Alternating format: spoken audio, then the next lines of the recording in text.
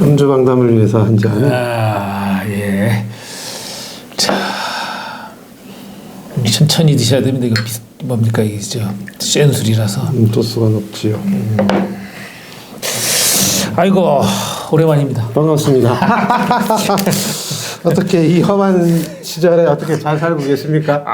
이거 참 큰일 났습니다 이거. 먼저 천천히 비비면서 하시죠. 예.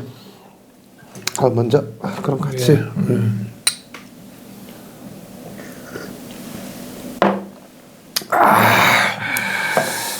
자 우리 짜장면이랑 이런 데 비비십시오. 비벼가지고 자 요거 좀 덜어보라 그거 국물이랑 여기서 조금이 면이랑 국물만 좀 덜어도 되고 짜장면도 좀 나눠줄게요. 짜장면 안 나눠줘도 됩니다. 예? 같이 그냥 드시죠. 아니요 이거 나도 이거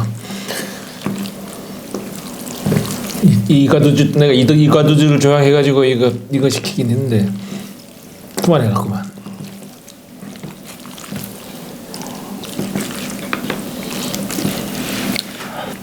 자 그러면 그거 다 먹어. 응? 됐어. 면을 빨리 먹어. 거기서 국물 좀 더 줘. 그러지요.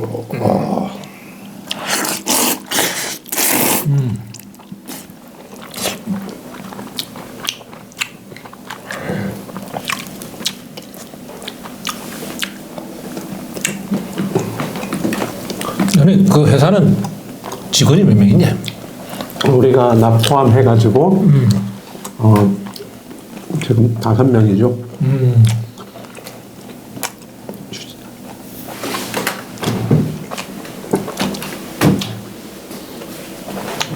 내가 이렇게 편집하면 되니까 부담 갖지 말고 그냥 얘기하고 사투리 쓰면 얘기하라. 형 허주마. 그러니까 5명? 5. 그러니까 사무실에 1명, 현장에 4명. 그러니까 우리 전기 같은 업체의 특성상 1명을 내보내진 않고 꼭 2인 1조 작업이 그렇게 돼야 되기 때문에 2개 팀이 되는 거죠. 현장 팀은. 나 그럼 2개 팀. 그러면 2025년 들어가지고 일거리가 어때? 아이고. 현장 일거리가. 2025년 이게 정확하게는 2024년 하반기부터 됐는데 대략 한 3가지가 문제가 되는데 하나는 일단 일감 자체가 없어요. 많이 줄어졌어요. 그 민간이라고 그러지 건설 회사 즉 그 뭐 아파트라든가 아니면은 그 연립주택이라든가 단독주택이라든가 상가 이런 물량들이 2024년 하반기부터는 거의 나오지 않아요. 하반기부터. 야. 그럼 뭐 전기 일이라는 게 일거리가 줄어들 수밖에 없네. 그러나.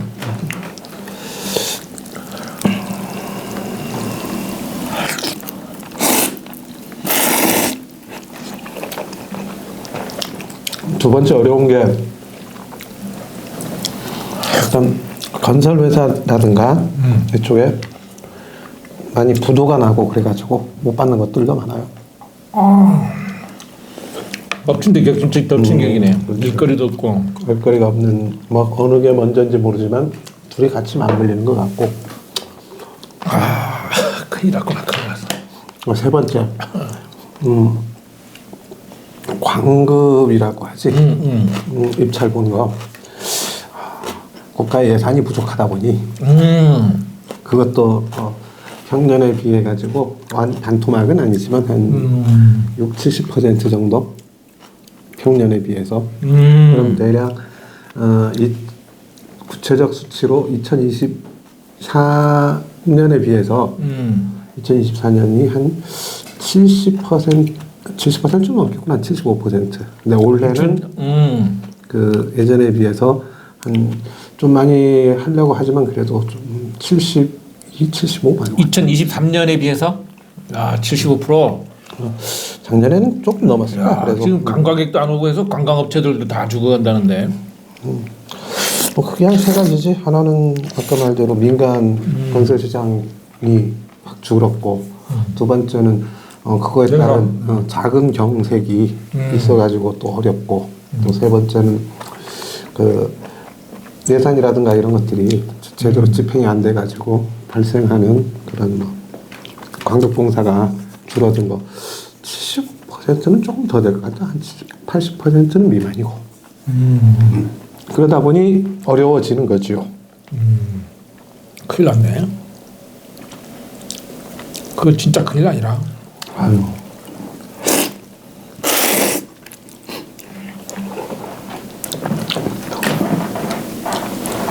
그러면 이거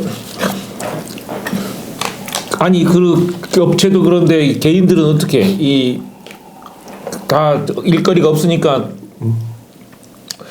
그 사람 직원들을 다 몰고 갈 수는 없잖아요. 이게. 그렇죠. 그래서 부득이하게 사람들을 줄일 수밖에 없는 거고. 그러면 그 5명인데 줄일 수 있는 일 없네. 없지. 그래서 감축 뭐 궁여지책을 쓸 수밖에 없죠. 돈. 아 그러니까 근무를 4명도 일거리가 없다. 그렇죠. 어떤 형태로 하게 되냐면은 예전엔 8시에 출근해가지고 6시까지 하는데 일단 3시 되면은 가블렌으로. 그러니까 시간을 줄여서 일량을 그 뭐라 그러나 나눈다는 거지. 나눈다는 거지. 근데 그렇다고 해서 돈 더 받는 거냐? 그렇지는 그건 않고. 아니지. 당연히 그거 회사가 어려운데 돈 많이 받을 수 있나? 아니 뭐 근데 여기서 또 덮친 것처럼 그 건설이라든가 건설회사라든가 아니면 전기업체를 주는 뭐 일반 민간인들하고 자꾸 깎아달라고만 해. 써. 그리고 그렇네. 깎아달라고 다 하고, 어려우니까. 깎아달라고 그러고 또는 그 저기 현상 유지를 해야 되기 때문에 예를 들어서 1,000만 원에 공사할 거를 800만 원에 하겠다. 이렇게 즉 덤핑 업체들끼리 덤핑들도 있고 그러니까 가뜩이나 일거리 없는데 그런 상황에서 뭐 요즘 물가 고물가 시대에 그런 그 제살 갉아먹기식 그걸 하니까 더 힘들어지는 거지. 아마 전기뿐만이 아니라 많은 건축 관련된 업종은 이러지 않을까? 그래 그 원인이 뭐라고 생각해 근데? 도대체 뭐 윤석열이 때문이야 뭐야 이게 도대체 트럼프야. 글쎄. 이거 도대체 이거 이 긴 터널을 이거 어떻게 끌고 나가야 돼 이거? 참 환장하겠다. 뭐 공부도 많이 하고 그다음에 행정했던 분이라든가 뭐 이런 분들이 뭐 원인 같은 건 우리보다 더 잘 알겠지. 아유 그 사람들이 알면 미리 했어야지. 이거 뭐 지금 이 월급 받아먹는 그걸로 해서 그런 일을 하라고 해서 월급 받아먹는 놈들이 지금 아무 일도 안 하니까 2024년부터 이런 시대를 예측했는데 그 뭐 아무 대책도 없었다는 거 아니게 이거 지금. 그렇지. 특히 아무튼 뭐 몇 년 전부터 그런 얘기들은 많았었지. 그 뭐 파이낸셜 기획부동산이라든가 뭐 PF라고 하지. 기획금융 이런 거에서 계속 문제가 있다라고 얘기했었고 그리고 내가 보기엔 근본적인 거는 건축이라든가 이런 것들이 수요가 어느 정도 정체가 된다라고 하는 것이 있었는데 이거를 연착륙 안 되고 계속 잘 될 것이냐 뭐 이렇게 한 그런 것도 있겠지. 그거야 한데 야 이거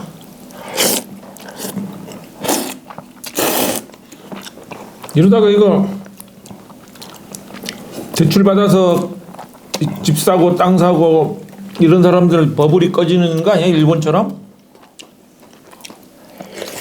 그럴 가능성도 있다고 봐요. 그렇게 되면 우리나라 국민 3분의 1이 다 쫄딱 망하는 건데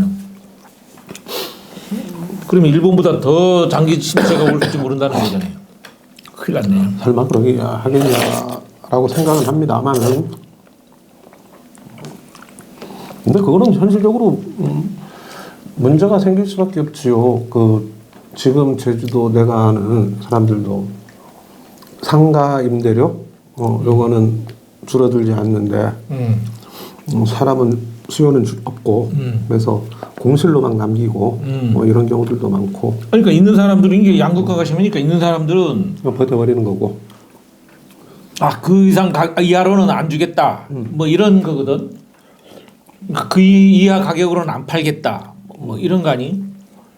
나 같은 경우에도 이 사무실을 지금 이거 40평인데 가지고 있는데 이거 안 팔려.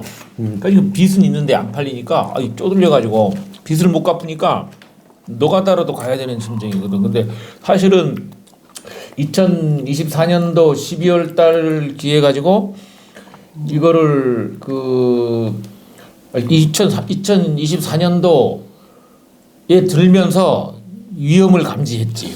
나 같은 경우엔 많은 사람들 우리 전기공사업체도 동전업체도 2024년도 한 1년만 버티면 좀 되지 않을까? 그렇지. 그래서 이렇게 생각을 했었는데 이게 뭐 엎친 데 덮친 것처럼 아주 그냥 뭐 계속 늪으로 빠지는 거 아니에요 지금? 늪으로 빠져가는데 내 얘기를 좀 하면 2024년도에 이 명태균이라는 놈이 이제 석가탕 하면서 이제 여론조사 사업이 이제 완전히 그 광급 예산도 많이 줄어들면서 그런 일도 많이 줄어들긴 했는데 간접적으로는 이제 명태균이라는 사람이 여론조사에 대해서 아주 부정적 이미지를 그려놔서 직격탄을 맞아버렸어. 서울에라든가 중앙에 있는 여론조사 기관들은 언론사에서 요구가 있으니까 조사에 응하면 되는데 지방에 있는 여론조사 기관들은 이거 그러지도 못하고 완전히 그야말로 빨가벗고 바다에 빠지라 그러는 식으로 돼버린 거라. 그렇게 했는데 그래서 내가 이제 직업상담사 시험을 봤거든. 합격했어. 합격하니 이제는 아까 그 얘기대로 일자리를 구하는 데가 없네. 구하는 데가 없고 그러니까 말하자면 사람을 구하는 데가 없어. 그렇지. 지금 한참 긴축을 해야 되는데 사람을 안 구하지. 그러니까 유일하게 남아 있는 곳이 그 농업 분야인데 거기 이미 진출한 데가 있어가지고 거기 또 뚫고 들어가기가 그렇게 어려워. 일거리도 줄어들고 이래가지고 와 이거 작전 미스가 나가지고 내가 지금 노가다 다녀야 될 판이라니까. 이 김 박사 노가다 다녀야 되는데 일거리는 하나 오늘 우리 국상이한테 전화한 거는 노가다 다닐 일거리나 하나 구해달라고 전화한 건데 지금 상황이 그렇게 됐다. 그러면서 우리가 지금 이 유튜브 방송을 보는 사람들한테 우리의 실상을 이렇게 얘기하는 뭐 푸념이라도 좀 들어달라고 하는 식으로 얘기를 하는 건데 이거 지금 대단히 심각하다는 얘기지. 심각하지. 이게 대학원 박사과정까지 나온 사람이 이제 그 자그마한 회사를 지탱을 못 해가지고 노가다를 해야 된다고 친구한테 부탁해야 되는 사유가 된 거야 지금. 근데 문제는 그 노가다 판에도 이미 사람이 내보내야 되고 그래야 되는 판. 그러니까 그거는 이해를 하는데 그러면 이게 우리가 어떻게 타개해야 됩니까?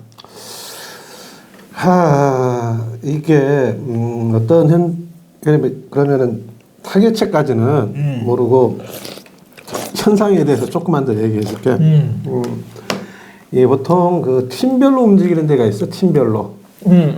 그러니까 뭐 전기가 2인 1조, 뭐 전기통신 같은 2인 1조 하고 그러는데 철근 엮는 그 사람들은 한 10여 명 한 팀으로 움직이지. 그다음에 또 예를 들어서 내장 목수 같은 경우에도 인테리어 같은 경우에는 한 대여섯 명씩 팀으로 움직이고 그렇게 그 팀으로 움직이는 게 많은데 이게 일거리가 없으니까 조금 일거리가 있음직한 지역으로 옮겨가는 거지. 팀이 와야 되네. 네, 팀이 가는 거지. 팀이 간다고? 팀이 가는 거지. 예를 들어서 제주 지역 같은 경우에는 근데 사실 제주 지역에 있는 사람들보다 그쪽 팀들 육지에서 예를 들면 전라도, 뭐 인천, 뭐 아니면은 저 광주 쪽이나 목포 쪽이나 인천 쪽이나 서울권에 수도권에 있는 사람들이 일은 잘해. 근데 그 사람들이 내려와. 그쪽에 일이 없으니까.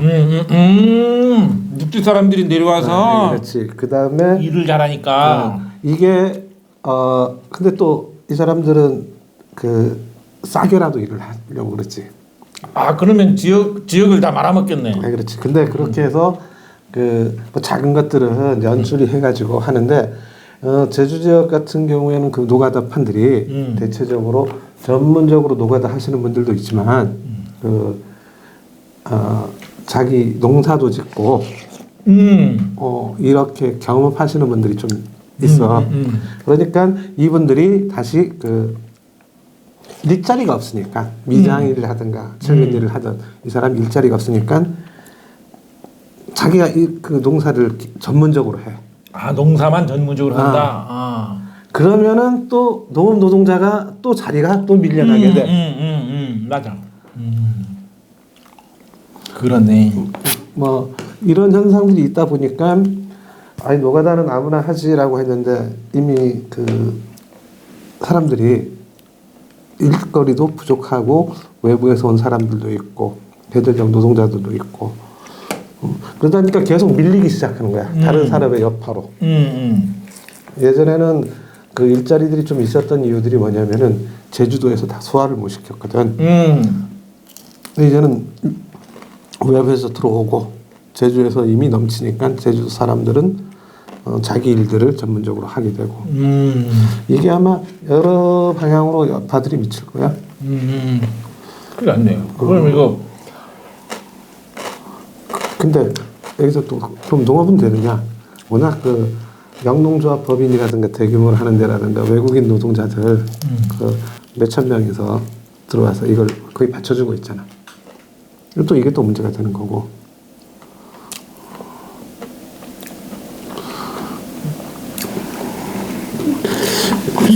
내가 볼 때는 뭔가 문제가 있는데 예전부터 뭔가 이상하다 이대로 가다가 큰일 난다 했는데 한 5, 6년 손 놓고 있었던 거지. 나 지금 도정도 지금 거의 지금 8조 예산 가지고 쓰는 제주도에 지금 70만도 안 되는데 지금 8조 쓰잖아요. 8조 예산이. 정확하게 보자고 8조에서 제주도가 실질적으로 가용할 수 있는 가용재원이 얼마나 될까?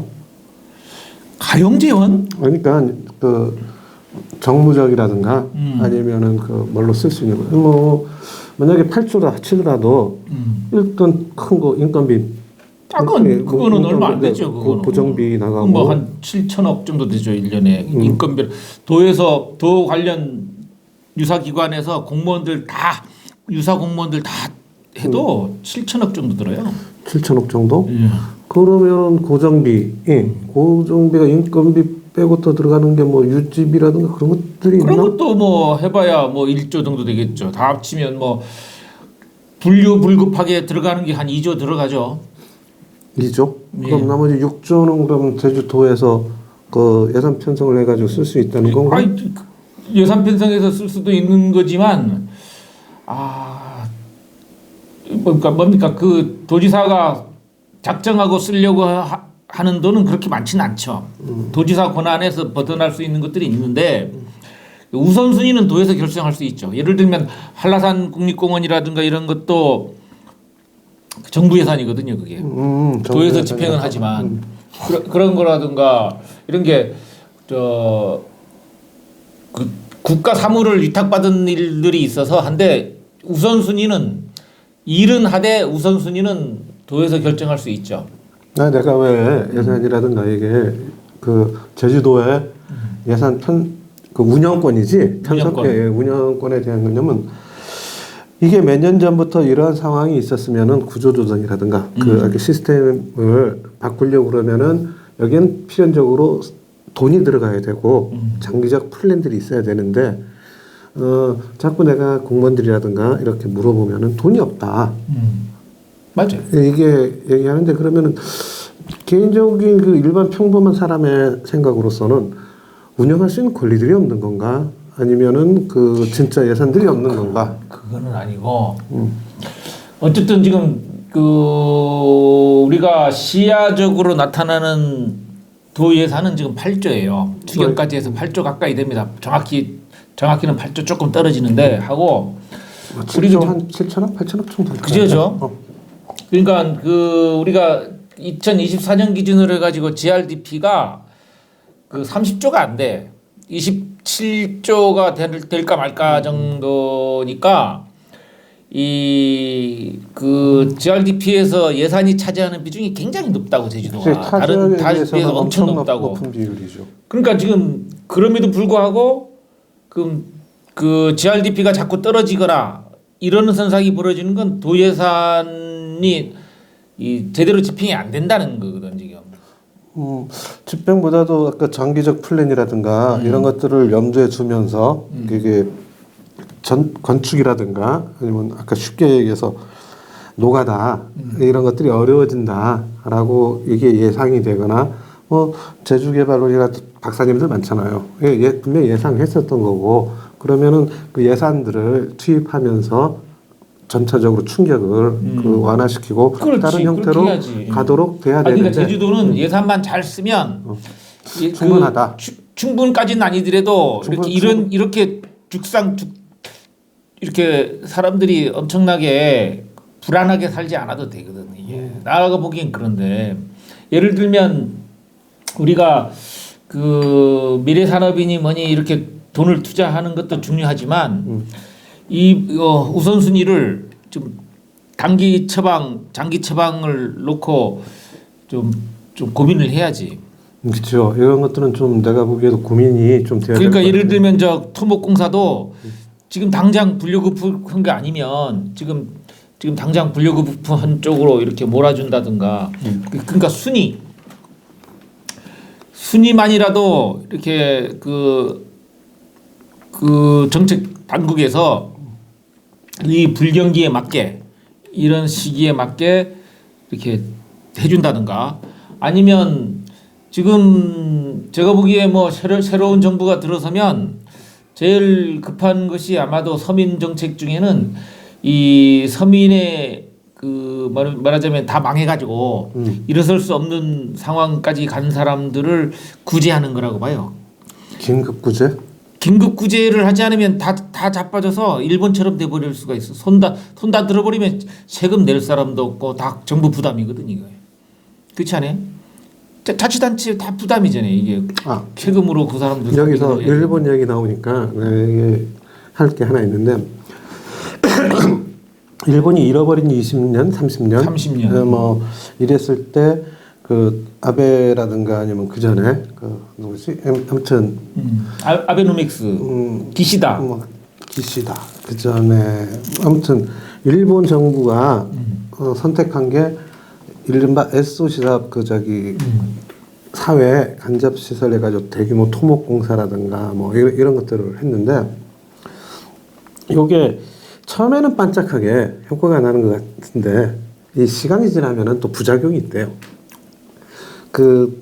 우리는 착각하고 있는 게 도로를 만들면은 이게 영원히 갈 줄 아는데 2, 3년마다 보수를 해줘야 돼. 이 보수 비용이 점점 고정비로 들어가야 돼. 그 세계 불경기 때 개인지 이론이 그거잖아요. 지금 말하자면 국가가 투자해가지고 서민 경기층에서 살게 해야 된다고 하는 게 그래서 대규모 토목공사를 했는데 그때는 그 토목공사를 한 게 그냥 사람들이 일자리를 잡아주려고 하는 게 아니라 어차피 해야 되는 시설을 한 거예요. 지금 제주도 같은 경우나 아니면 뭐 굳이 필요지도 않은 도로를 만들어서 돈 쓰는 거는 그거는 안 되죠. 그렇지. 그래서 예를 들어서 어떤 공원 같은 걸 만들거나 아니면 뭐 무슨 박물관 뭐 아니면 이런 센터 같은 걸 짓더라도 이제 처음에는 이게 어떤 효과 뭐 지역에다가 뭐 이렇게 그저 뭐냐 광급광대 주고 될 것 같은 유지 비용들이 고정 비용들이 계속 늘어나는 게 되지. 그러니까 그게 우선순위가 그게 잘못됐다는 거예요. 박물관이라든가 하면 이제 소비 자원이잖아요. 우리가 정신적인 그 미래의 그 우리 중요한 복지 차원인데 그런 거를 위해서 지금 단계에 그런 데 투자한다? 그건 저는 아니라고 봐요. 아니요, 이게 조심스러운 생산성을 위해서 써야 근데 되는 뭐 거예요. 박물관 사람들이 뭐라고 할지 모르지만 길이라든가 하여튼 모든 시설들은 아니 그걸 하면 예. 세금 빨아먹는 시설이잖아요. 그게 유지 그래서 보수. 그러니까 유지 보수. 유지 보수뿐만 아니라 그거는 이 학술적으로 가치가 있으려면 연구도 많이 해야 되고 그런 거예요. 그게 박물관이라는 게 엄청나게 돈 들어가는 그래서 거예요. 어떤 기관이라든가 아니면 공원이라든가 뭐 이런 좀 토목공사라든가 이런 거 하면 좋은데 문제는 이게 그 진짜 예산을 빨아먹는 블랙홀이 되는 경우들이 많다는 거죠. 일본이 그런 경우들이 많대요. 예. 아니 그러니까 지금에 와서 그 토목공사는 그것이 생산성으로 이어지는 토목공사여야죠. 예를 들면 항만공사라든가 그 항만의 그 물류 시설이라든가 그런 걸 해야죠. 그 뭐 인기 영합적인 뭐 마을에 그러니까 노인당 지어주고 이런 거지 말고 그러니까 좀 생산성이 높은 그 이후에 그 비용 편익 분석에서 편익이 더 높은 그런 일을 해야죠. 아니 뭐 그거는 뭐 지금 단계에서 중요한 건 아닌데 만약에 내가 만약에 예산을 집행하는 사람이라면 그렇게 가겠다는 거고 뭐 그 사람도 뭐 우리의 훌륭하신 도백께서도 생각이 있겠죠 뭐. 그렇지 뭐 그다음에 그게 그냥 주먹구구식으로 가는 게 아니라 뭐 타당성 조사도 하고 그다음에 뭐 사전 조사도 이 사업이 얼마큼 효과가 있는가 뭐 이런 것도 있는데 나는 바람이 뭐 그런 절차를 무시하라는 게 아니고 그거에 대해서 조금 더 뭐냐 장기적 플랜이라든가 아니면 이렇게 예산을 쓰면서라도 주민들한테 직접적으로 그 효과 있게 쓸 수 있는 방법들이 연구돼야 된다. 즉 뭐 타당성 그냥 대충 하는 게 아니고 좀 더 포인트를 줬으면 좋겠다. 어려운데 예를 들면 저 리더가 우리의 도백이라든가 리더가 그 과제를 줄 때 생산성이 높은 그러니까 앞으로 이 예산을 들이면 그 예산을 통해서 그 도민 사회의 생산성이 높은 일을 우선적으로 하라고 말하고 심사 조건도 그렇게 하면 되거든요. 필요 없어. 다른 건 필요 없어. 그렇지. 모든 심사를 그 방식에 의해서 한다. 조금 더 그걸 강조시키고 그렇게 하면 당분간 지금 올해 예산 2025년도 예산 또는 2026년도 예산은 그런 것을 기준으로 한다. 그러니까 공무원들은 그런 사업을 발굴해라. 그래서 직접적으로 도민들에게 도움이 되는 일을 해라. 잘 될까? 내가 도지사라면 잘할 수 있다.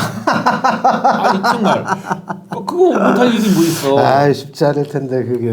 아니 나는 그거 뭐 누워서라도 하겠는데 정말 누워서 생각해도 될 것 같은데 그게 왜 안 되는지 모르겠어. 그게 그러니까 일이 어렵다기보다 일을 해결하는 방법이 심플하게 단순하게 안 가기 때문에 어려운 거죠. 왜냐하면 그런 기준을 하다 보면 다른 쪽에서도 돈 달라고 하고 막 이러잖아요. 요구 조건이란 게 그 있을 수 있잖아요. 어느 한쪽에서는 뭐 달라 하고 그러잖아요. 근데 우리가 제주도 같은 경우에는 그 GRDP에서 도 예산이 차지하는 비중이 많기 때문에 그 예산만 잘 쓰면 GRDP가 확 올라갈 수 있다는 얘기예요. GRDP가 올라간다는 얘기는 도민사회가 경제가 활성화된다는 얘기. 영향력이 관급이 그 그렇지. 관이 갖고 있는 공국의 영향력이 발언권도 세고 실질력으로 여파도 세니까. 그렇지. 관공공사는 거의 모든 그러니까 그 업체에서 달려들려고 하잖아요. 그러니까 그것도 육지 업체가 꼭 필요하다고 하면 제주도민 업체는 하고 그 기술을 사오는 거야. 그 기술을 사다가 제주도 민들이 하게끔 해야 되지. 근데 꼭 뭐 요즘은 그런 제도가 있는데 어떤 규모 이상 되면은 꼭 제주 지역 업체하고 같이 하도록 하는 뭐 이런 게 그러니까 꼭 예를 들면 크게 해서 뭐 육지업체를 같이 해야 된다 이런 거는 미루는 거지. 필요 불급한 일이 아니면 무슨 뭐 제주도에 지금까지 계속 공사도 이었고 했는데 뭐 육지업체하고 안 하면 지금 당장 망하는 일이라는 게 없잖아요. 지금 뭐 그렇게 대단한 일이 있어 지금. 저 뭐 도지사 폼나는 일이나밖에 그게 더 있어. 글쎄요. 또 의전도 좀 줄이고 그래서 그 좀 작업복 입고 다니고. 근데 쉬운 일은 할 건데요. 이게 지금 만약에 좀 이상한 얘기지만 과거 같은 경우에 우리가 뭐 잘 살아보셔 이런 각오로 하지 않으면 안 될 거라고 봐요. 왜 그러냐면 지금 거의 한 3분의 1의 서민들이 지금 2025년도를 겪으면서 살아날 수 있는 사람이 드물어요. 지금 다 그러니까 소위 빚 가지고 무슨 뭐 집을 샀다든가 이러면 이걸 그런 사람들이 계속 안정적인 직장 다니면서 그 빚을 해결하면 좋은데 그렇지 못한 사람도 있을 거란 말이에요. 맞아요. 그 지금 제가 보기에도 제주 지역 가계부채 비율이 상당히 높은 게 이게 뭐 사업을 한다 아니면 그게보다도 아마 집과 아니면 부동산과 관련된 게 크리라고 봐요. 일단 저 짬뽕이 다 식어가니까 먼저 드십시오. 제가 그동안에 살짝 얘기하고 있으니까. 그래서 다 먹은 다음에 내가 얘기한 것 중에 좀 불만이었던 거는 다 얘기해 주시고. 아니, 먼저 드십시오. 그렇게 해서 우리 그 서민 경제를 우리 대한민국에 지금 살고 있으면서 서민 경제를 얘기하다 보니까 지금 그 상황이 됐는데 우리 뭐 얘기가 나왔으니까 하여튼 서민 얘기가 나왔으니까 우리 윤석열 대통령이 이제 이 탄핵이 인용돼서 파면됐지 않습니까? 파면됐는데 그 파면된 이후로 우리나라 예산을 들이든 뭐든 해서 제일 먼저 해야 될 일은 제가 보기엔 국민을 위무하는 일이라고 생각하거든요. 근데 불행하게도 불행인지 다행인지 모르겠습니다만은 이제 파면된 바로 직후에 이제 대선 국면에 접어들고 있단 말이에요. 그러다 보니까 본인들 앞가림하기 또 바빠가지고 국민을 위로하는 데는 뒷전이라. 그리고 대선 국면이라고 하는 그 대결성 때문에 국민들은 더 지금 양극화로 또 양분될 가능성이 더 높거든요. 그죠? 국민을 위로하는 방법이라는 게 여러 가지가 있을 수 있는데 제가 보기에는 이 정당이나 정부가 국민을 위로하는 차원에서 지금 저 이재명 대표가 25만 원 얘기하던데 그것이 아니더라도 저 상품권이라도 이 지역 상품권씩이라도 이렇게 한 사람이 한 10만 원씩이라도 딱 나눠줬으면 일단 내가 볼 때 그거는 어떤 좋겠는데. 아니 좋죠. 그럼 당연히 나한테 당장 쓰는 게 좋은데 문제는 그게 마중물이 돼가지고 하나의 변화라든가 이런 것들이 이끌어내야 되는 거고 더 큰 문제는 뭔가 일을 한다 하더라도 앞이 안 보이는 게 아니라 이게 터널의 끝이로구나 희망 같은 것들이라든가 이래 합시다 라고 하는 그런 게 내가 볼 땐 필요하죠. 아까 정치권의 언어들이 87년 체제, 87년 체제 하는데 좀 솔직히 잘 모르겠어요. 그래서 중도 확장이니 지역 일단 자기네 동네 지역을 중심으로 한 그 발언권들, 자기네 지지 기반들로 한 발언권이고 중도 확장한다 하더라도 이게 크게 보면은 김영삼 정권부터 시작해가지고 김대중, 노무현, 그다음에 이명박, 박근혜, 문재인, 윤석열까지 무려 8명인가? 이 동안에 나는 이 양반들의 정치 언어가 거의 다 대동소이했다고 보는데? 아까 뭐 집값 올려드리겠습니다. 예, 뭐 당신의 지역은 뭐 특별해요. 이러면서 정치의 언어들이 거의 비슷했다라고 봐요. 근데 그나마 조금 정치 언어가 좀 신선했다. 뭐 돌이켜 보면은 노무현 정도는 제가 정치적 언어가 좀 신선했다라고 예, 봅니다. 뭐 대표적인 게 그런 거죠. 저기 당신 빨갱이 뭐 자기는 빨갱이 아니요. 그러니까 그럼 평생 그 내 애새끼들 데리고 살았던 그 마누라 쫓아냅니까? 그게 빨갱이 하려면 나 빨갱이 하겠어. 뭐 이런 게 그 상당히 파격적인 아니 조금 달라졌던 정치인데 얘기인즉슨 자기 지역 뭐 이렇게 하는 게 아니라 새로운 글을 새로운 문장을 네, 그 국민한테 주면서 새롭게 쓰면서 나는 차기 대선 쪽에 그런 게 좀 반드시 필요하다고 봐요. 근데 아니 뭐 지금은 저 대선 국면에 접어들었고 대선 국면에서 그런 얘기죠. 그러니까 토론이라든가 이런 걸 거치면서 이제 과거 그 윤석열 대통령이 풍쳐놓은 것을 이제 복원하고 제자리로 갖다 놓는 작업들을 해야죠. 이제 그 작업을 해야 되는데 내가 좀 세게 얘기하는지 몰라도 윤석열이 망쳐놓은 게 과연 윤석열만 망쳐놓은 걸까요? 그 전부터 계속 이어져 온 게 아닐까요?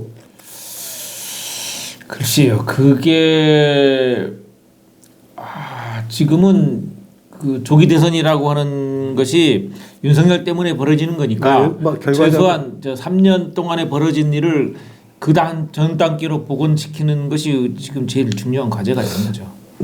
그래요. 뭐 이거는 뭐 저게 논쟁적인 얘기니까 그런데 저는 개인적으로 그 윤석열을 만들어내는 건 문재인 정권이라고 보고 윤석열 정권은 문재인 정권 이기라고 보는 그런 사람이기 때문에 그렇지. 그 네. 문재인은 그러니까 대단히 무능한 사람이죠. 네, 이게. 그래서 윤석열도 마찬가지고 그래서 이건 좀 논쟁적인 거기 때문에 정치적인 거고 그리고 이게 너무 크다면은 약간 좀 줄여가지고 제가 알고 있는 분야라든가 아니면 이게 직접적인 정치적인 거라든가 경제적인 거라든가 정책적인 거를 얘기하자면은 사람이 살고 있는 집이라든가 이것도 수요가 있어야 되잖아요. 네. 근데 계속해서 수요를 펌프질을 했었어요. 네. 그러다 보니까 제주 같은 경우를 다시 한번 좀 우리가 얘기하기 쉽게 좀 축소시키고 구체적으로 하자면은 땅값이 막 오르잖아요. 땅값이 오르면은 물론 뭐 좋은 것도 있지만 크게 얘기하면 하나는 땅값이 올라요. 땅값이 오르는 게 결코 좋은 건 아니거든요. 네. 뭐 농지부터 시작해가지고 그리고 근데 요게 마약처럼 그 간 게 뭐냐면은 땅값이 오르면 토지세, 거래세 뭐 이게 세금들이 지방세가 좀 많이 들어와요.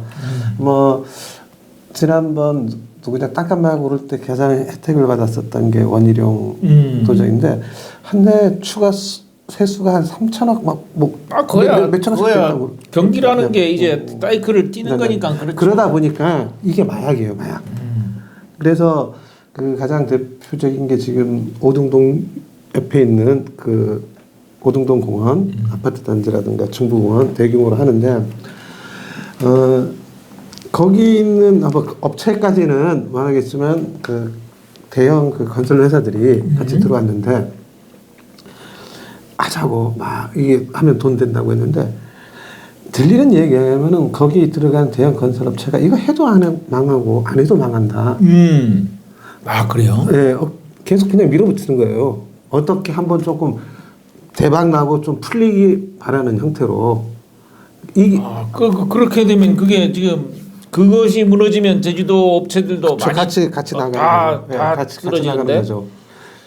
이게 밀어붙이는 이유들이 왜 그러냐면은 이게 그 내가 볼 때는 아까 정치적인 문제라든가 장기적 전망이 뭔 게 시차를 두고 뭐 천천히 하든가 아니면은 이게 그 개발 방식을 바꾸던가 연구를 뭐 당장 물론 연구를 하든가 아니다 이거는 외부에서 다른 도에서 했고 그 다음에 기존에 해왔기 때문에 그냥 그렇게 하자 새로운 그 방식으로 이게 만약에 사업이 엎어지면은 어떻게 될 것인가 도민의 뭐 어떻게 됐냐? 현재 이 사업을 진행하기 위해서는 외부에 있는 조건들이 어떻게 되느냐? 내적 조건과 외적 조건을 검토하지 않고 그냥 간 거예요. 네. 아, 그 허가는 도청에서 했죠. 오영훈이가 우리 지사가 그거 다 허가를 내준 거 아니에요? 그 전에 했다라고 하면서 계속 가는 거죠. 근데 이게 그 또 오영훈 지사가 허가를 내준 것 같은데. 그래서 잘 되면 모르겠는데 내 보기에는 세상 일이라는 건 잘 될 수도 있고 안 될 수도 있지요. 근데 모든 그 지금 아까 새로운 언어가 필요하다는 게 다 잘 될 거야라고 하는 그 왜 뭐 안 된다고 하는 그런 거 너가 해봤어? 이건 다 예전에 사람들이 다 해봤기 때문에 다 잘 될 거야. 그리고 더 큰 문제는 안 되면은 그건 내 책임 아니야. 그 먼저 이거 허가해준 그 아니면 설계해준 사람들이 잘못이고 공무원들은 피해 안 봐. 이게 나는 그 아까 얘기했던 한정된 자원과 한정된 예산과 한정된 시간을 함부로 낭비하는 것 같다는 근본적인 원인이라고 생각을 합니다. 예산이 파급력은 크죠. 근데 이거를 하려는 사람들의 사고 방식과 마인드들이 도지사부터 시작해가지고 새로운 일단 선출직인 사람들은 새로운 그 문법과 새로운 언어를 새로운 사고 방식을 써야 되는 게 중요하고 그다음에 그걸 집행하는 공무원 조직이라든가 이런 조직들은 이런 그 무사안일주의 기존에 해왔던 게 아니라 정말로 국민을 위해서 물론 그런 사람들도 많지만 근데 전체적 그 분위기라든가 내용들은 그게 쉽게 안 바뀌는 것 같아요. 이게 지금 어떻게 진행된다고 칩시다. 예를 들어서 저 오등동 공허사업 뭐 쭉 진행된다고 칩시다. 근데 이게 어떻게 될지 몰라요. 분양 안 되면 다 망하는 거예요.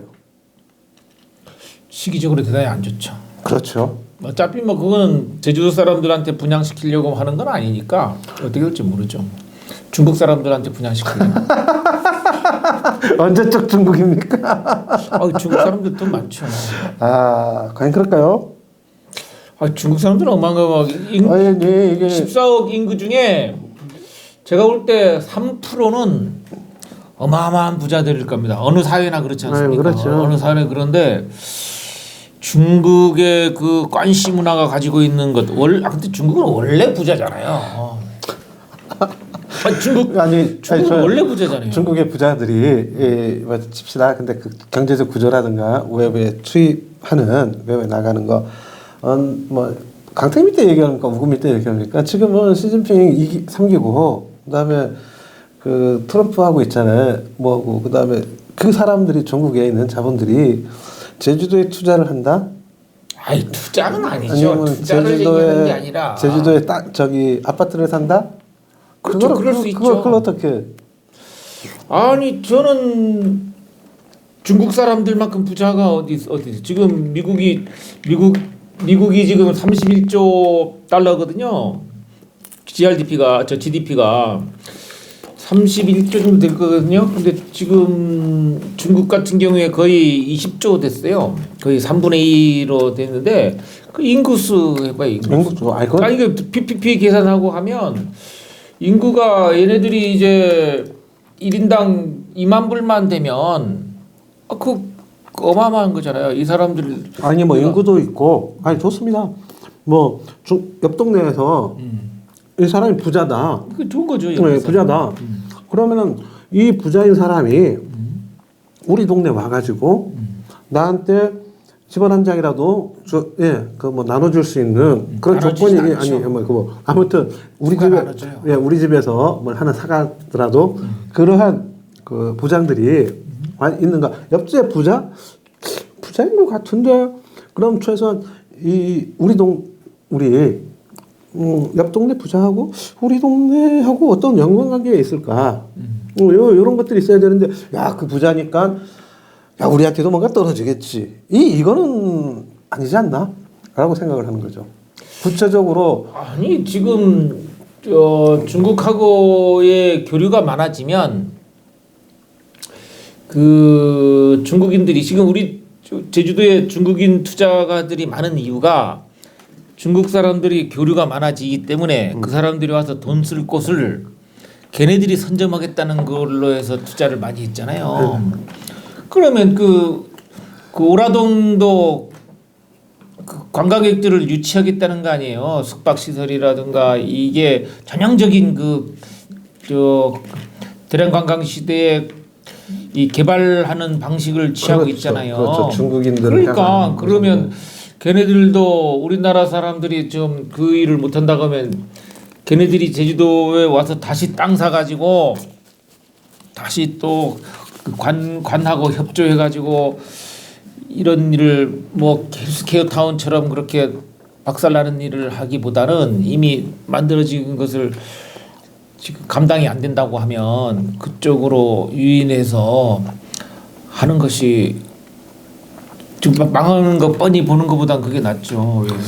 아니 우리가 저 망할 때는 제 예를 들면 이 같은 경우에도 우리 사무실 같은 경우에도 이제 팔아야 내가 산다. 그러면 지금 내 가격은 내가 받는 거를 못 해드려도 좀 있는 친구한테 가서 야 이거 좀 사주라. 내가 이거 원래 3억인데 아니면 5억인데 이거 한 반만 가격을 받을 테니까 너 좀 사주라. 왜냐하면 다른 사람 사줄 데가 없으니까. 그렇죠.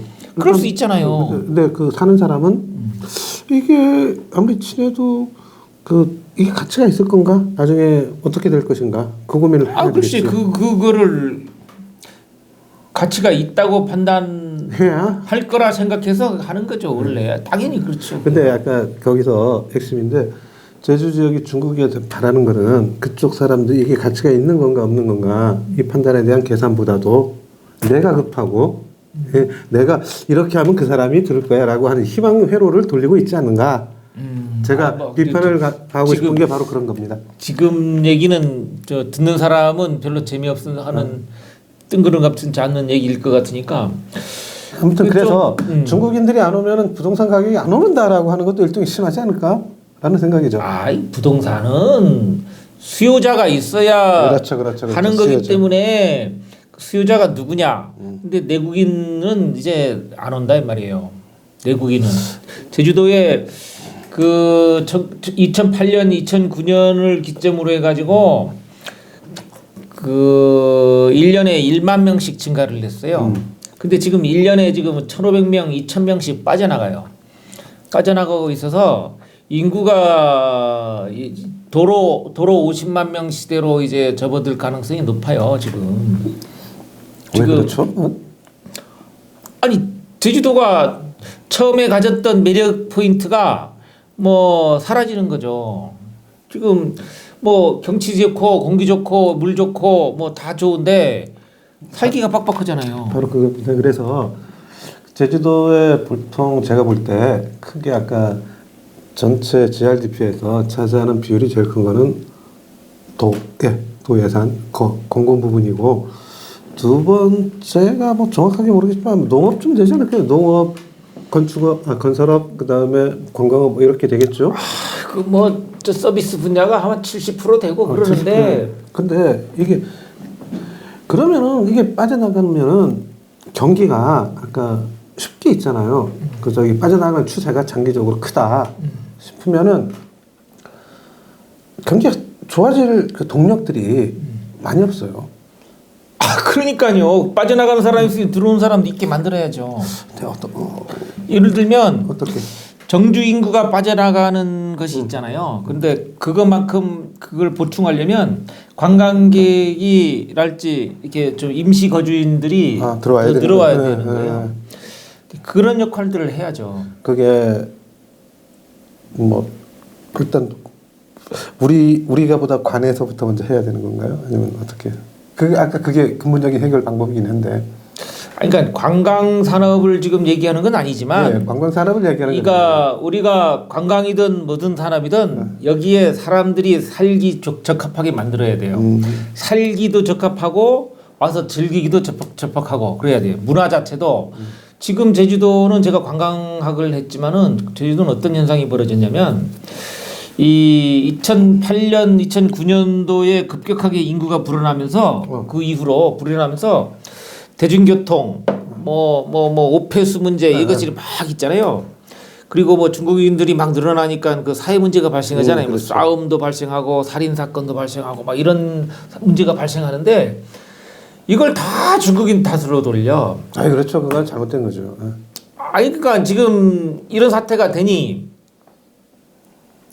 저 과거에 왜 그랬을까 하는 사람도 있을지 모르지만 이게 문제예요. 이게 그 우리 제주도는 외부와의 그 역사적으로도 그렇지만 외부와의 그 소통이나 이런 게 없으면 살 수가 없어요. 아유. 지금 제주도가 지금 이 방송을 보는 사람들이 있을지 모르겠습니다만 제주도가 그 오영훈 지사가 공약해서 제일 좀 사람들이 좀 관심을 가졌던 공약이 뭐냐면 그 상장 기업 중에 10대 기업에 안에 드는 기업을 뭐 10개를 뭐 유치한다는 등 뭐 이랬어요. 좀 좀 쓸모가 있는 상장 기업 10개를 유치한다고 그랬어요. 그런 공약이 있었군요.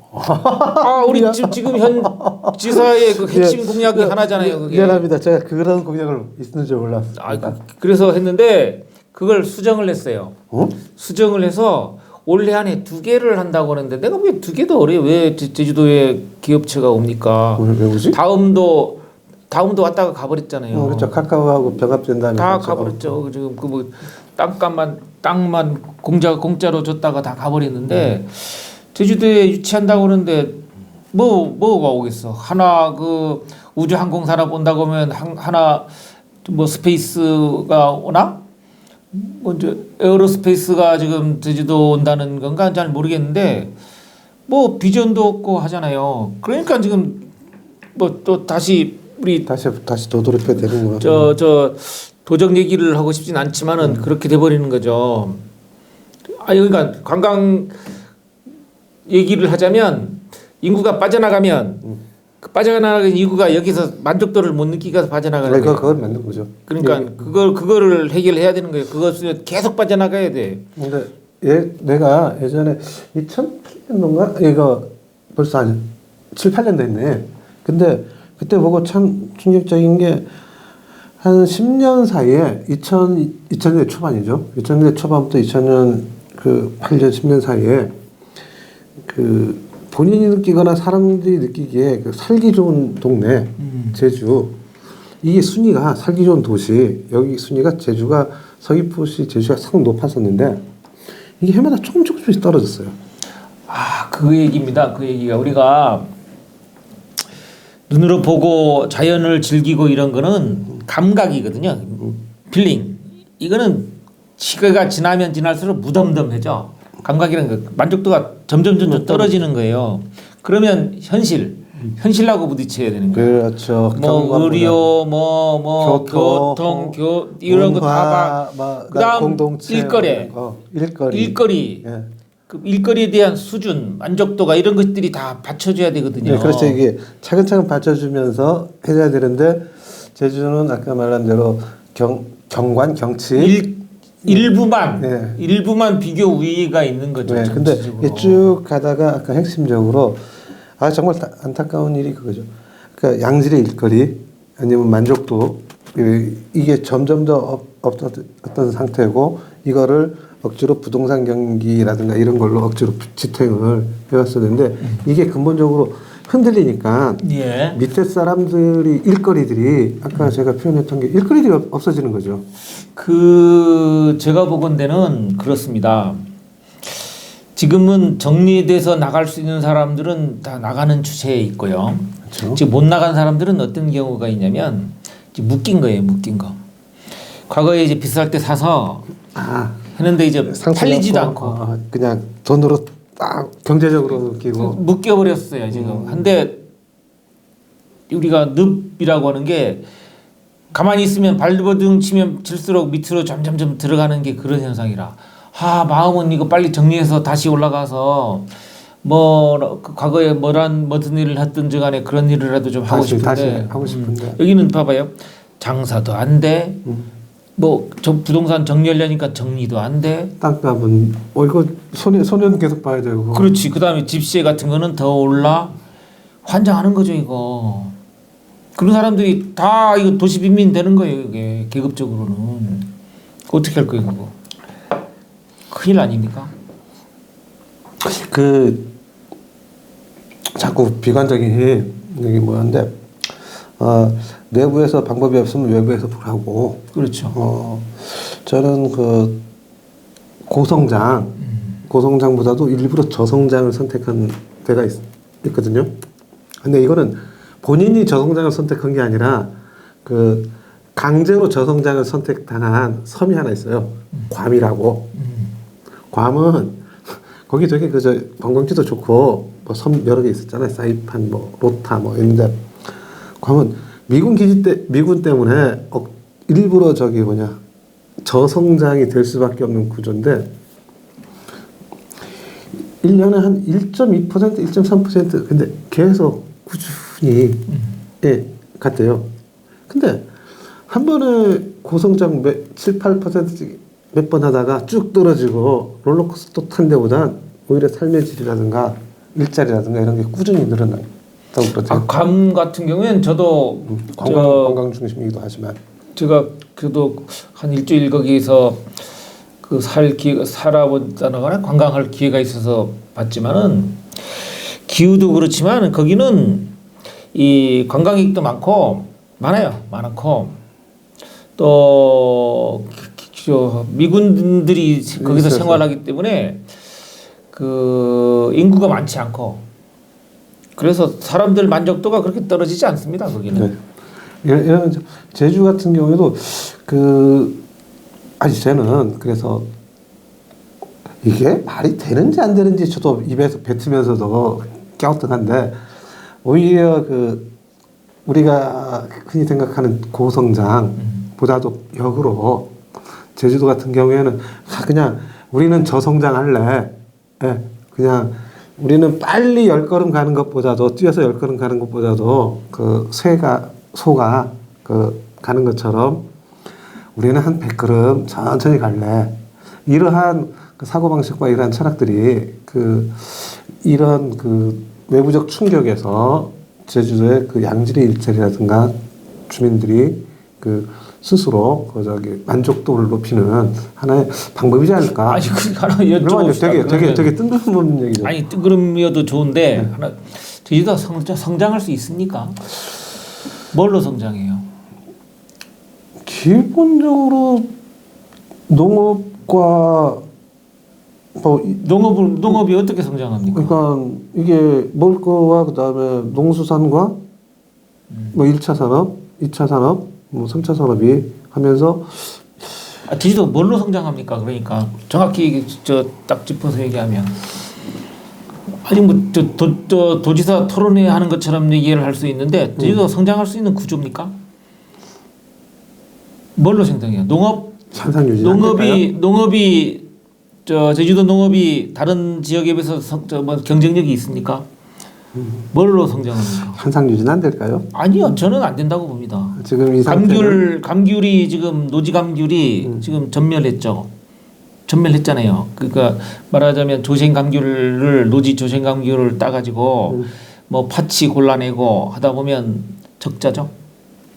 원래 같은 경우에 무값이 확 올라가지고 아주 풍년 들었다고 합니다. 감자도 그렇지만은 당근은 좀 죽었다고 하고 농업 가격은 이런데 1차 산업이 그래요. 1차 산업이 쉽지 않아요. 왔다 갔다 해가지고. 그러니까요. 1차 산업이 쉽지 않아요. 인건비는 많이 들어가고. 그렇죠. 인건비는 계속 많이 들어가고 그다음에 토지 집값. 다른 사람 지대가 높아졌잖아요. 이게 문제죠. 지대가 올라가는 게.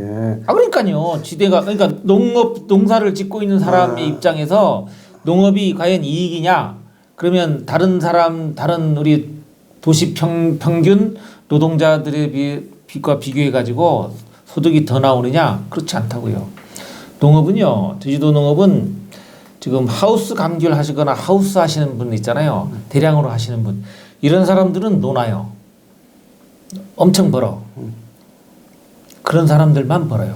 유일하게. 지대가 땅값이 딱 고정되면 농업도 할만하지 않을까요?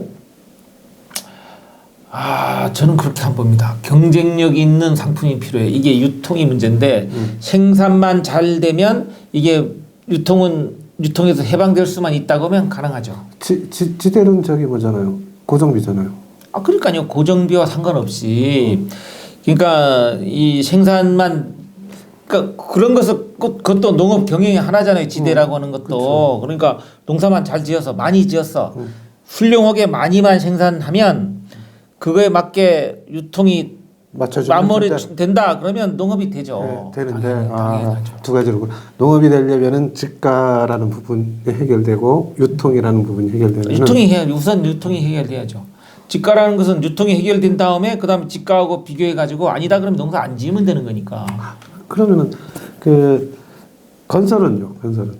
건설은 이 건설이라고 하는 거는 건물을 얘기하는 건데 이게 수요자가 있어야 돼요. 수요자가. 건축 토목까지 다 포함합시다. 그러니까 수요가 있어야 되는 거죠. 사람이 있어야죠. 그러니까 인구가 그것을 사용할 말하자면 비용 편익에서 비용과 편익이 높으려면 그걸 사용하는 인구가 많아야 되거든요. 그래야 그걸 통해서 생산성이 높아지는 거 아닙니까? 인구가 줄어지는데 어떻게 건축과 토목이 증가될 수 있습니까? 줄어들죠, 당연히. 그래서 제가 얘기하는데 이게 그 지금 경기가 어려니까 외부에서 노가다 하시는 분들이 내려오는데 그 전에는 이 사람들이 필수 인력이 있고 그다음에 부족하니까 그 농사 짓던 분이시라든가 다른 분들이 들어왔는데 저기 노가다를 했는데 원래 이 인력이 맞아요. 즉 공사가 그 진짜 사람이 살면은 꼭 필요한 게 있잖아요. 저기 우리 내가 자식을 키운다 애가 그 저기 집을 하나 해가지고 나가겠다. 그러면은 새 집은 못 사줘도 있는 집이라도 수선해줘서 해줘야 되기 때문에 인력이 그렇게 막 그 예전처럼 막 붐처럼 없었을 때 꾸준히 유지가 되는 거죠. 네. 즉 제가 볼 때 지금 건축이 지금 일자리들이 문제가 되는 거는 과잉이었어요. 과잉 솔직히. 아 일자리들이 과잉이었다. 건축 노가다 일자리들이. 그다음에 그러다 보니까 아까 농업도 얘기하겠습니다. 농업 인력 같은 경우에도 그 외국인 노동자 없으면 농사들이 안 됐다고 그러잖아요. 그렇죠. 즉 딴 쪽으로 나갔었던 인력 과잉 때문에 부족했던 것들은 외국인 노동자로 채워졌었던 거고, 그다음에 서비스 같은 경우도 저도 보면은 그래서 아까 뜬구름 잡는 식이라고 얘기했지만 인력들이 지금 묘하게 지금 어떤 데는 과잉이고 어떤 데는 부족하고 뭐 이런 것들이 지금 현재 제주도에 그 현실이라고. 이게 아까 고성장을 계속 추구하다 보니까 이러한 그 어긋남들이 생겼는데, 이게 어떻게 보면 경제학자들이 얘기로는 이게 그 구조조정이라는 게 어긋난 게 맞춰지는 과정이라고. 그렇죠. 이게 태풍이 부니까 태풍이 불면 이제 딱 정리되는 건데, 제주도를 놓고 좀 부정적으로 얘기하면 제주도는 성장할 수 있는 거리가 없다. 1차 산업 그렇죠. 2차 산업 없잖아요. 지금 소위 말하자면 6차 산업이라는 게 있는데 1차 산업을 통해서 그걸 제조 가공해서 뭐 관광객들이라든가 이렇게 파는 것을 6차 산업이라고 하는데 이 시장도 약하잖아요. 그거는 솔직히 허구인 것 같고요. 아니 그러니까요. 지금 건설업 성장합니까? 망했죠. 건설업 망했잖아요. 그리고 감귤 노지 감귤 망했죠. 성장할 수 있는 곳이 어디 있습니까? 어느 분야가 성장합니까? 도대체. 근데 그러다 보니까 진짜 그러네요. 교육도 그렇고. 아니 봐보세요.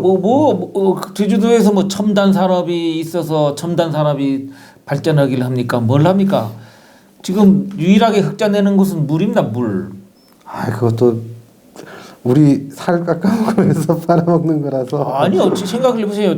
살이든 뭐든 간에 제주도가 생산해서 수산업은 전망이 없는 건가요? 수산업은요. 첫 번째 양식장의 양식업은 망했습니다. 사양산업이 된 지 오래됩니다. 양식은 좀 그렇다. 양식은 양식장은 사양산업입니다. 지금 그 다음에 그 근해업은 살 수 있는 방법이 없습니다. 환경오염, 기후변화. 아니 근해업은 좀 잡히질 않잖아요. 그 말하자면 그 예전처럼 백화 현상이니 뭐니 해가지고 근해에서 자랄 수 있는 것들이 없단 말이에요 이제. 그러면 좀 원거리 뭐 가서 방어나 뭐 갈치배나 이런 것이 있는 거죠 지금. 그리고 갈치나 이런 것들은 뭐 좀 팔리는 거죠. 그게 없어서 인기 여종이고.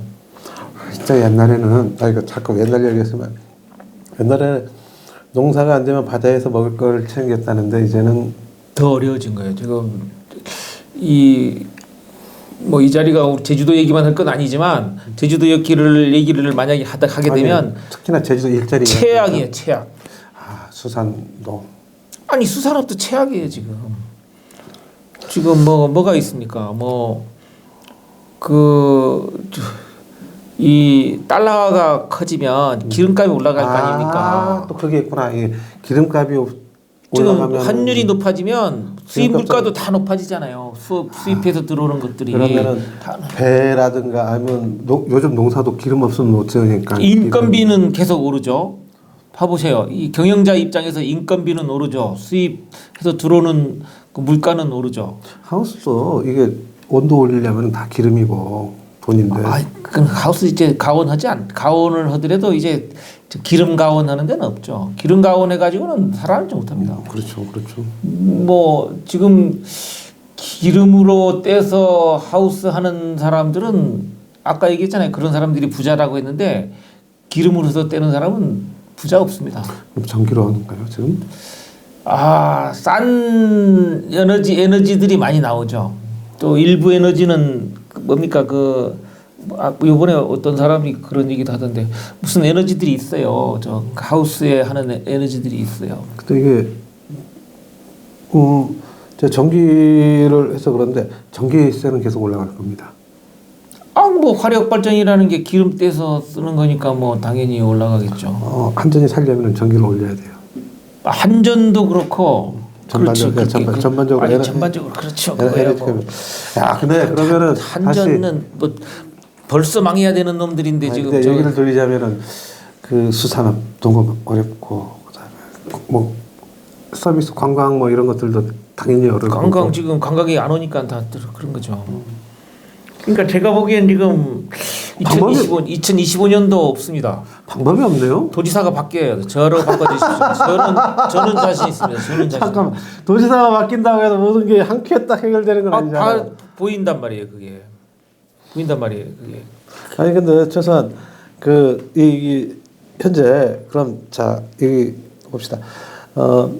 당장 집을 팔아야 되는데 집이 안 나가는 사람과 그다음에 현실적으로 느끼는 건축 경기 불황이 느끼는 사람과 두 사람이서 얘기하는데 도지사만 바뀌면 되는 건가요? 아니면 밑에 있는 공무원들이라든가 우리가 바뀌어야 될 게 좀 많이. 도지사가 바뀌어야 바뀌죠. 공무원들이 바뀌죠. 윗대가리부터 바뀌어가지고. 바뀌어야죠. 그럼 우리 윗대가리가 바뀌어서 국장들이 바뀌게 되고 그다음 국장들이 바뀌면 과장들이 당연히 바뀌겠죠.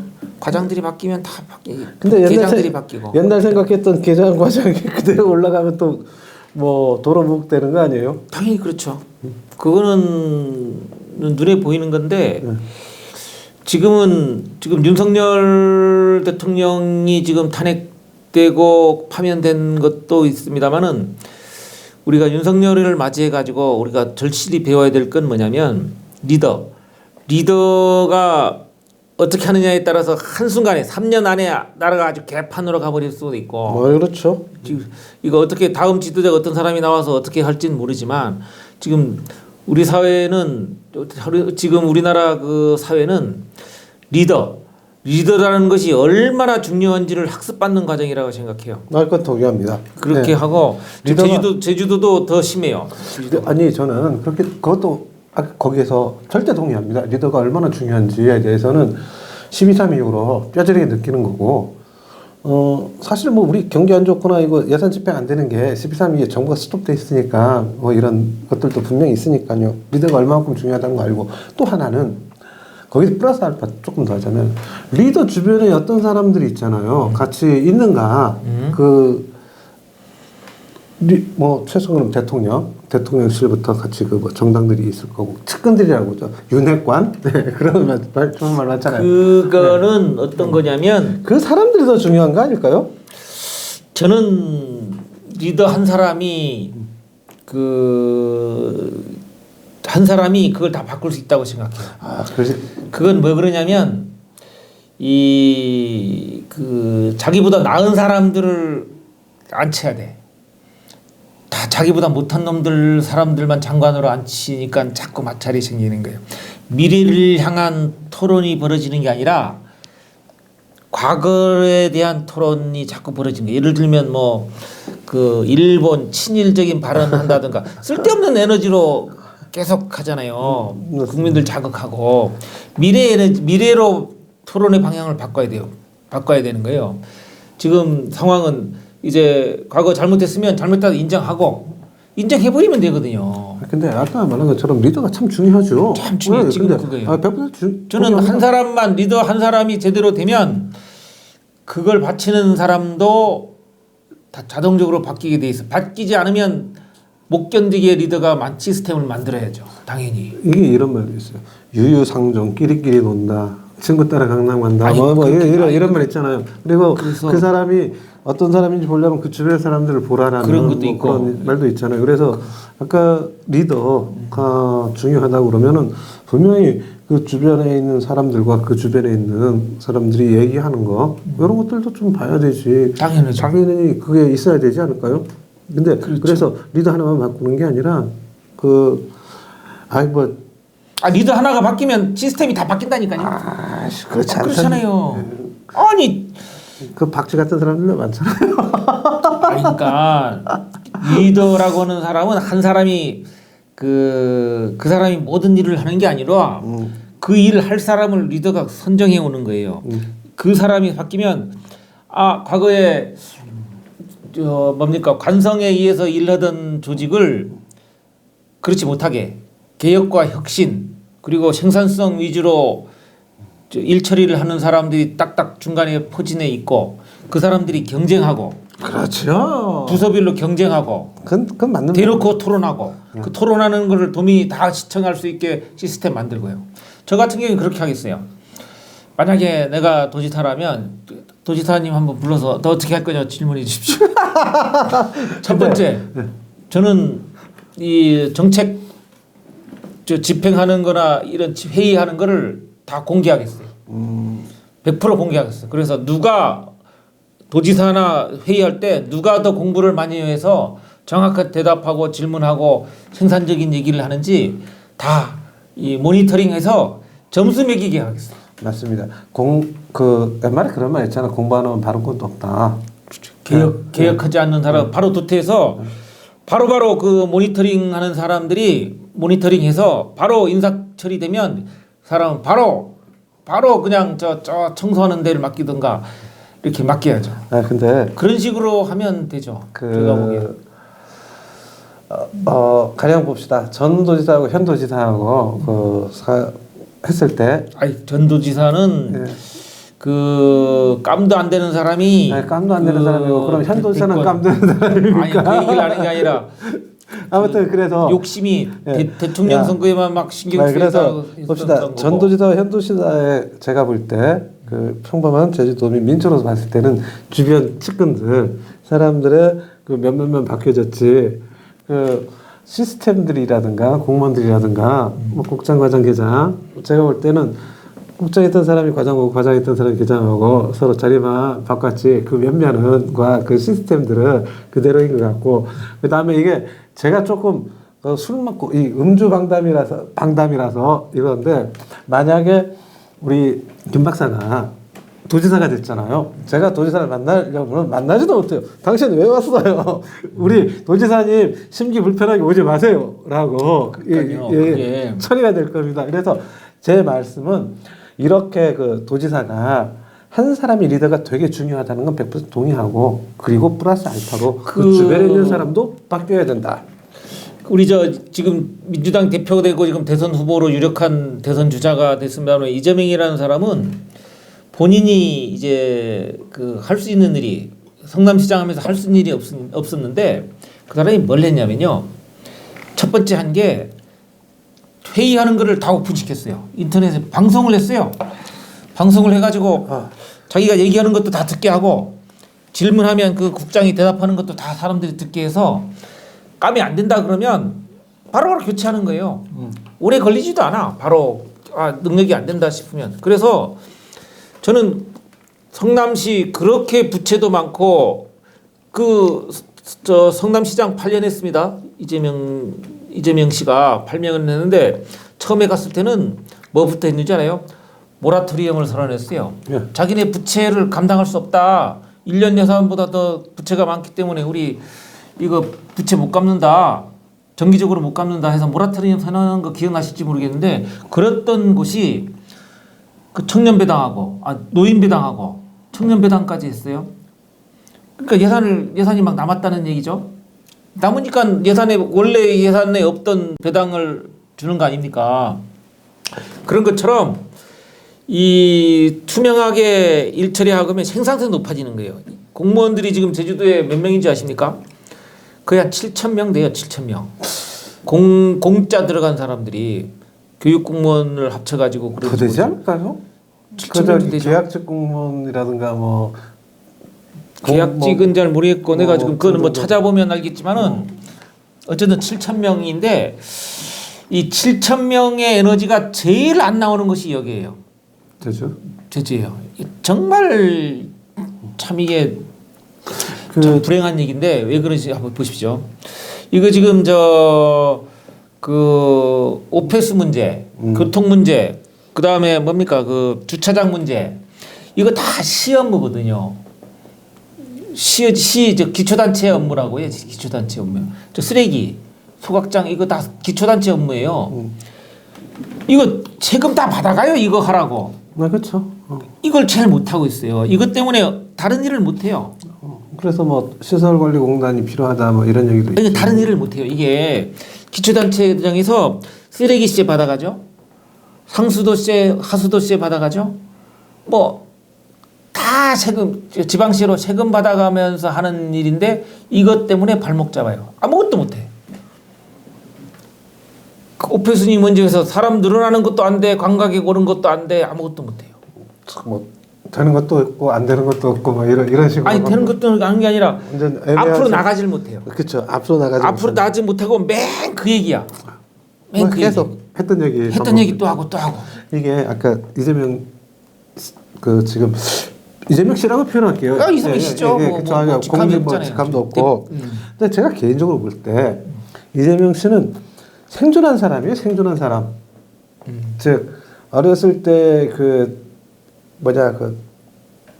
공장에부터 시작해가지고 대학교 때부터 시작해가지고 어떻게 하면 나는 생존할까? 아니 근데 그래서 생존 안 한 사람도 있어요. 근데 그 생존 과정에서 두드러졌던 거고.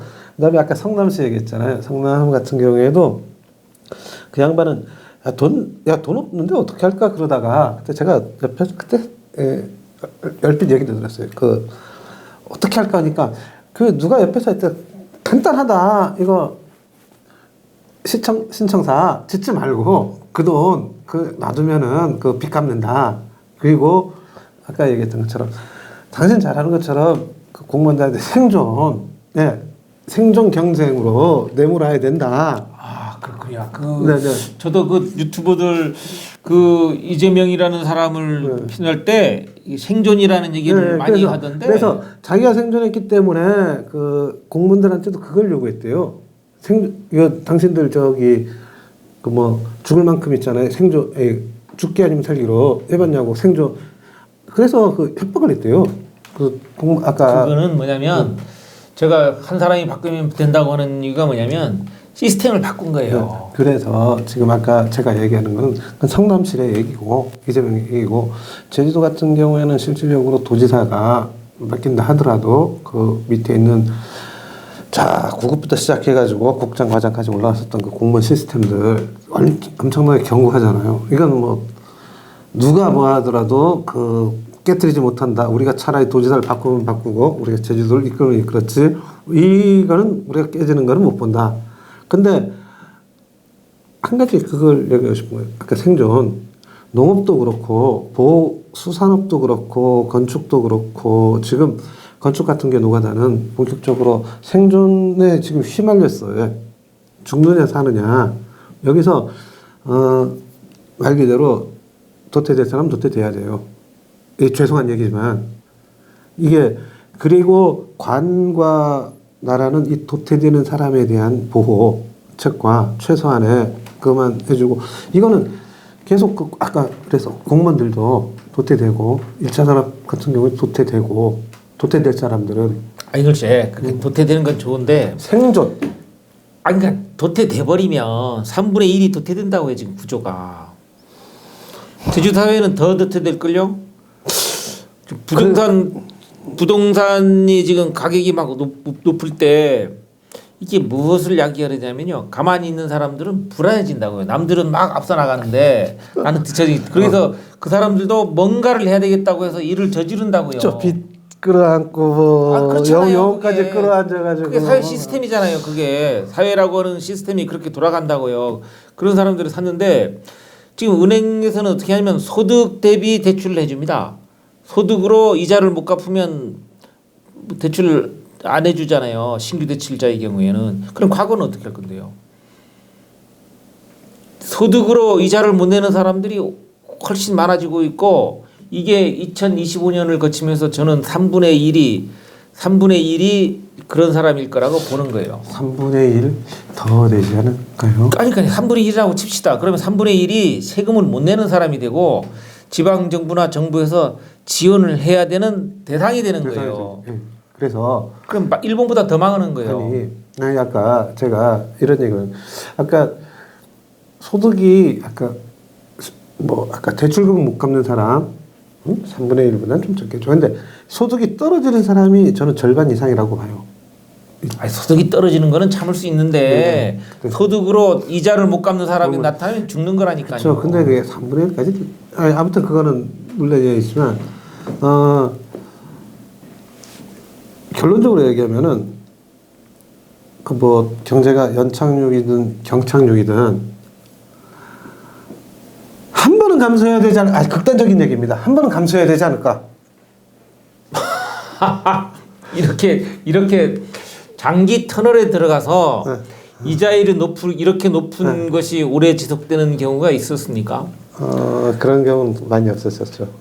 아까 이게 문제예요. 이게 이렇게 해서 한 1, 2년 참으면 이제 뭐 희망이라는 것이 보여야 되는데 2004년만 지나면 좀 되겠지 해서 기다렸던 사람들이 2005년 되니까 더 희망 지나면은 좀 나아질 것 같은데 더 절망하는 윤석열이가 탄핵 안 되고 했으면 2026년은 더 했겠죠. 사람들이 거의 뭐 책임도 아니 그렇잖아요. 지금 그 자기가 지금 돈 쓰는 게 아무 미안하지 않고 다른 사람 불편한 게 뭐 요번에 뭐 그 뭡니까 대통령실 나올 때도 보니까 차 4차선인지 5차선을 다 막았더라고 보니까 이야 참 대단하던데. 공감 능력이 없어요. 그 서민이라든가 이런 사람들하고 같이 이런 사람들의 관념과 내용들을 모르는 거죠. 아까 말한 대로 이거 원래 이번 달 이자를 어떻게 낼까 전전긍긍 해보자 하는 거죠. 그러니까 이게 어쨌든 그분은 가버린 사람이니까 얘기를 하는 게 아니라 리더 한 사람이 바뀌면 이렇게 바뀔 수 있다. 제주도도 그렇다라고 하는 얘기를 하는 거고 혹시 아니라 전혀 될 가능성은 없지만 저를 뽑아주시면 제가 그런 사람이 될 수 있다. 뽑아주는 게 아니라 나를 시켜주면 나는 할 수 있는데 안 시켜주죠. 저도 뽑아줄 수 있는 사람이 한 사람이 유권자입니다. 아니 제가 도지사는 할 건 아니기 때문에 그런 걸 하는 게 아니라 저는 확신을 가지고 있습니다. 근데 아까 제가 이 말은 조금 수정을 하고 그다음에 보완을 해야 될 것 같아가지고 아까 솔직히 이 상태가 한 번은 이렇게 태풍처럼 뒤집어야 되지 않겠느냐. 되게 위험한 발언인데 이게 엄청나게 사람들한테 고통스럽고 그다음에 힘든다는 거예요. 왜냐면 우리도 겪어봤었잖아요. 잘 나가다 97년도에 뭐 IMF 사태라든가 뭐 2008년도 리먼 브라더스 국제 금융위기라든가 한번 했었는데 2024년 아니 참 내가 한번 여쭤봅시다. IMF나 그 리먼 브라더스나 이게 뭐 서민들이 잘못해서 일어나는 일입니까? 그런 건 아니에요. 근데 왜 그런 거를 아니 근데 힘들었으니까. 아니 얘기를 하잖아요. 이게 지금 대단히 잘못된 얘기를 하는 게 뭐냐면 그 소위 잘 배웠던 사람들 뭐 이런 사람들이 잘못해가지고 잘못 판단하거나 잘못한 일을 서민들만 뒤집어 쓴 거예요. 그렇죠. 근데 지금도 그 사람들이 잘못해가지고 우리가 뒤집어 쓰는 거. 아니 공무원들 지금 지네 월급 받잖아요. 그거 한 일도 한 뭐 그 당시 공무원들 못해가지고 기획부 재정부 못해가지고 그렇게 된 거잖아요. 지금 그 IMF라는 게 뭡니까? 외환 위기 아닙니까? 그 은행이니 뭐니 이런 데다가 은행은 자기네도 살려고 한 거예요. 근데 정부에서 그런 걸 컨트롤 해줘야 돼요. 그 물길이 그렇게 가는 것을 알고 있으면서 은행들은 갈 수밖에 없어요. 왜냐하면 자기네도 살아야 되니까.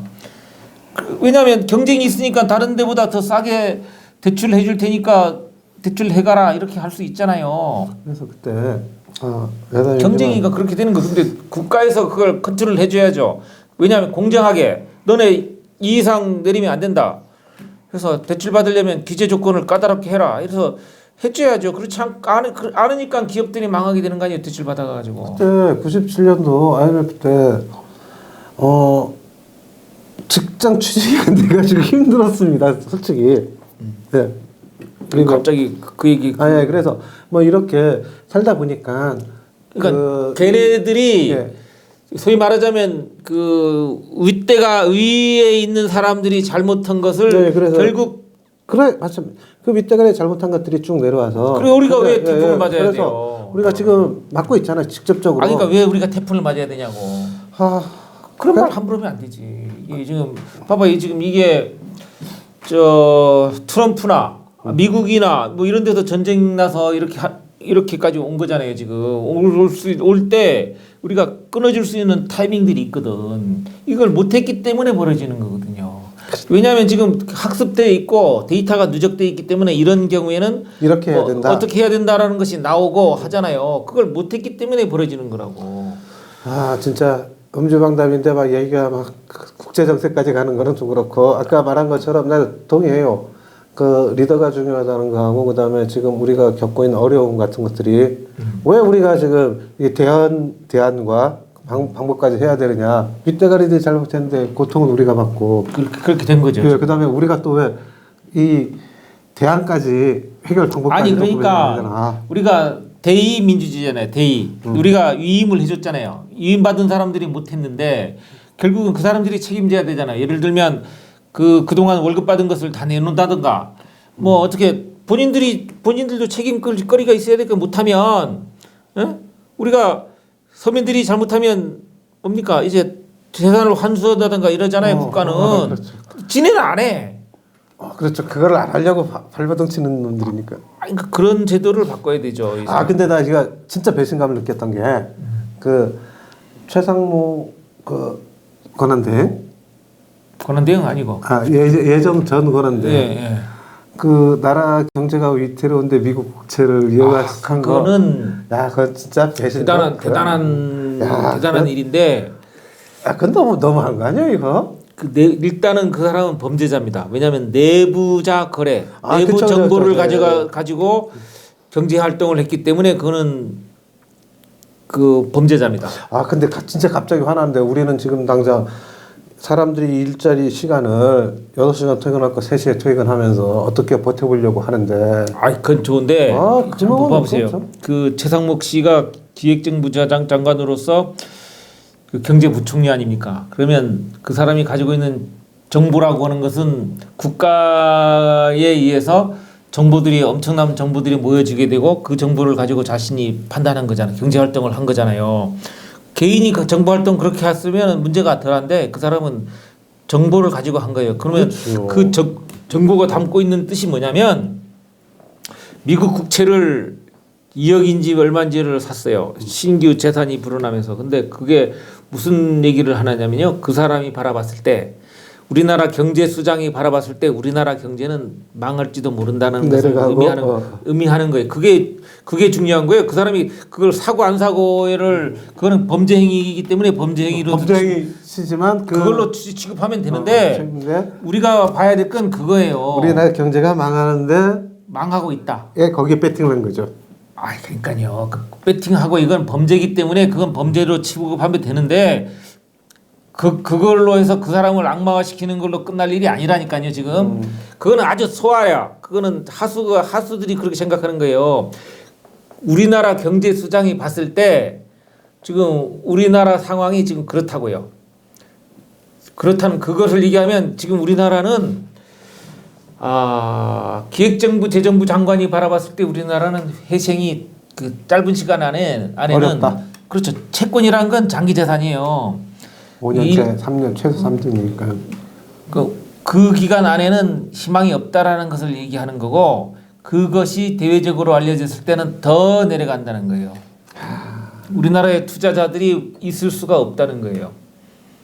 근데 문제는 뭐냐면 그래서 작년 2024년부터 그 우리나라 사람들이 미국 주식을 많이 샀어요. 엔비디아니 뭐니 막 샀는데 그랬다고 그러대요. 이게 지금 문제가 되는 게 뭐냐면 미국 주식은 지금 오를 대로 올라와 있어요. 그래서 각 나라들이 다 불안하니까 각 나라의 불안한 돈들이 다 미국 주식을 다 사서 경쟁적으로 사게 되니까 미국 주식이 막 올라와 있어요 지금. 미국 주식 근데 미국 주식이 올라와 있는데 문제는 뭐냐면 지금 관세 전쟁이 벌어지잖아요. 관세 전쟁으로 인해서 미국 주식이 지금 확 떨어질 수도 있고 어마어마하게 떨어질 가능성이 높아요. 그렇죠. 왜냐하면 미국 증권은 그 제한은 없는 대신에 책임도 그렇고 그다음에 권리도 그렇고 이득도 그 다 개인이 담당하는 거고 그래서 안전자산이라고 하는 게 미국 국채라면서요. 아니면 왜 여기는 너무 하는 거고. 미국 국채는요. 미국이 그 말하자면 그 달러를 그 세계 무기화하는 나라고 달러를 그 의회만 동의해주면 찍어낼 수 있는 나라잖아요. 그렇죠. 그러니까 국채를 샀어. 내가 그 달러를 산 거잖아요. 그 달러 못 받을 일이 있습니까? 걔네들이 달러 찍어서 주는데. 국제 통화로서. 기축 통화라고 하는 거는 그래서 무서운 거예요. 여기서 이거는 저기 뭐고 아무튼 그 여담으로 얘기했지만 그 우리나라 최고의 그 경제기획원 장관과 부총리 겸 그다음에 그 대통령권랑 대행했던 사람이 국채 사는 거 보고 저건 아까 범죄이다. 맞아. 동의합니다. 근데 아까도 얘기했죠. 야 진짜 우리나라 경제가 힘들었구나. 이게 지금 완전 밑바닥 기고 있구나. 그래서 지금 저도 지금 김 박사도 노가다 전선에 끼어들려고 하는데 일거리나 좀 만들어 주세요. 아까 얘기했지 않습니까? 일거리 자체가 지금 구조조정 중이라고 제주도. 그러면 어떻게 해야 됩니까? 그럼 우리 살 길을 한번 논의해 봅시다. 야, 한번 진짜 논의해 봅시다. 예. 나도 지금 우리 마누라한테 진짜 진지하게 이거 언제까지 버틸지 모르겠다. 우리 같은 경우에도 그 현금 비축량이 떨어지면은 끝이거든요. 6개월 얼마나 있을지 모르지만 이거 대책이 뭡니까? 근데 6개월 동안 할 수 있는 현금 비축량 만들어준 게 우리 그 대책인데 우리 회사 대책이고 떨어지면 방법 없어요. 하나씩 잘라야 돼요. 그리고 다시 이 회사 정리해가지고 노가다 파운으로 그 개인 일당으로 들어가야 되는 수밖에 없는데 남 하나는 일단 제 개인적인 생각입니다. 지금 진짜 진지한 고민이에요. 남들 안 하는 일을 해야 된다. 두 번째, 이게 또 꾸준히 일이 있어야 된다. 세 번째, 기계라든가 해가지고 좀 힘을 덜 써야 된다. 우리 나이에 힘 쓰는 일을 못 합니다. 20대하고 비교 못 해요, 그죠? 좋습니다. 네. 그래서 고민된 결과를 좀 공유합시다.